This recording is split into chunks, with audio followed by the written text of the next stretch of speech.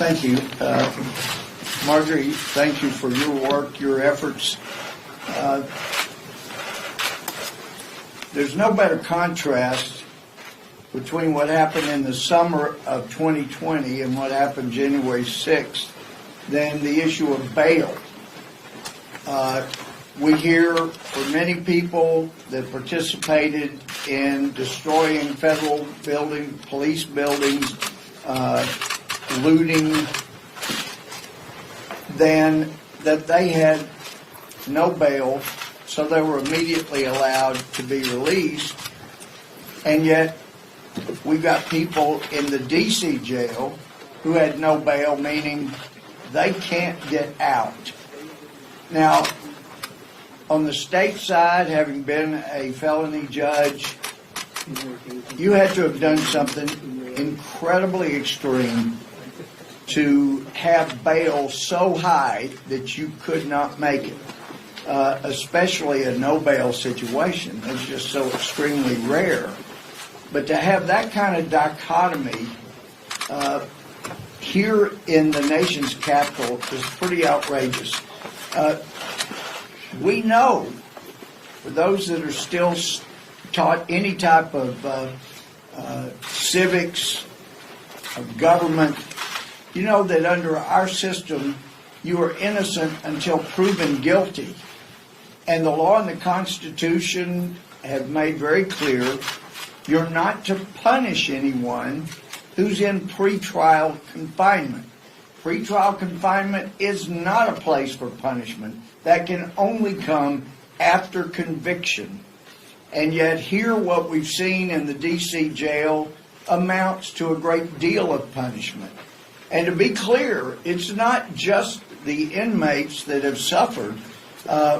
As Marjorie and I toured the D.C. jail, some of the conditions were so astounding, I asked more than one guard, have you ever worked in a facility that had these kind of problems? And quietly they would say, never, no. It is outrageous. Now, there are some that say, oh, it's just because you've not been in jails or prison, you don't know, this is what it's like. No, those people that said that have not witnessed what's been going on in the D.C. jail. First, we have heard repeatedly since January 6th, this was an armed insurrection. And as I asked Merrick Garland, and I've asked others, is there anybody been charged with insurrection? And the answer is actually no. No one has been charged with insurrection. In fact, if they were going to charge with someone with insurrection, it's beginning to sound more and more like those would be agents for the federal government that were there stirring things up, trying to get people to engage in violence. And as we heard this weekend, apparently a guy that was giving out what were later used are called dangerous weapons may well himself have been working for the federal government, for the FBI, as he was handing out what they now charge were deadly weapons. So we've got a lot more investigating to do.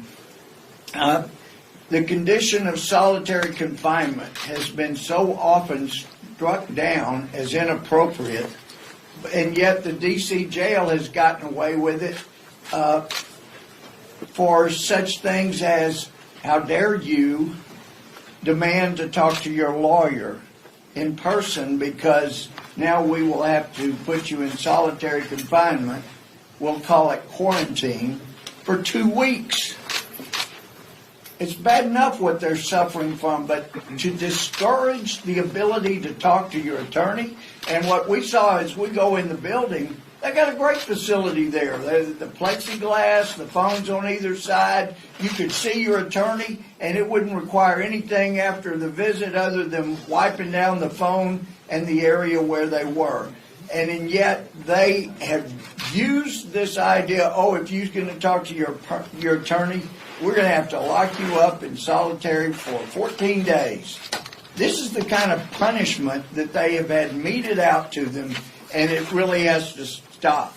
And we know the U.S. Marshal, when they finally had enough. We didn't know that they were going. We didn't know immediately after they went. But they had gotten concerns about the facility. They go in, they do a certain, well, they're taken in to the area where the other prisoners were held, not the January 6th. And that gave them time to scrub off mold and try to clean up the area where the January 6th inmates were. And they did that. They had enough time to get some of the nastiest parts cleaned up, so that the U.S. Marshal held that the cleaner side of the jail was not adequate, and those 400 people needed to be shipped out to incarceration in Pennsylvania. And then by the time they get over to where the January 6 folks were, it was cleaner, and they let that go. Then after that, before we went over for an inspection, for a tour, they had done some painting and allowing them 2 hours outside their solitary confinement. One of the older gentlemen there, he's alleged to have had a gun, and I know the Attorney General Garland was either being dishonest or he let us know that he's incompetent. When I asked him, was anybody inside the Capitol found to have had a gun? And he knew the answer, I knew the answer, and yet he said, in fact, well, I'm not sure where it was, but I know there was a gun found. Well, and that's one of the reasons they're keeping this elderly gentleman in jail. You look at his hand, and it's obviously dark, looks like it's going toward gray or black. That's normally leading toward amputation when it gets that bad, but they haven't given him proper medical care. Another inmate had his finger going just sideways at the last joint. He said it was broken by one of the guards, and they won't allow him to get medical care for that. There are just all kinds of things there. The refusal to allow them to have haircuts or shave, they're creating people that look like the Unabomber. And I know from my experience, if a jail facility will not allow an inmate to prepare for court so that he's not brought in looking like a criminal, then that jail facility is going to be sanctioned by the judge that in whose court they're brought. None of those things are happening. We've got one judge, Judge Lambert, that has started to take action, but there's not nearly enough. We need all of the videos that anybody has, but it's the federal government. I don't understand why our speaker is trying to hide evidence while they run around looking for anything that might help them make Republicans look bad.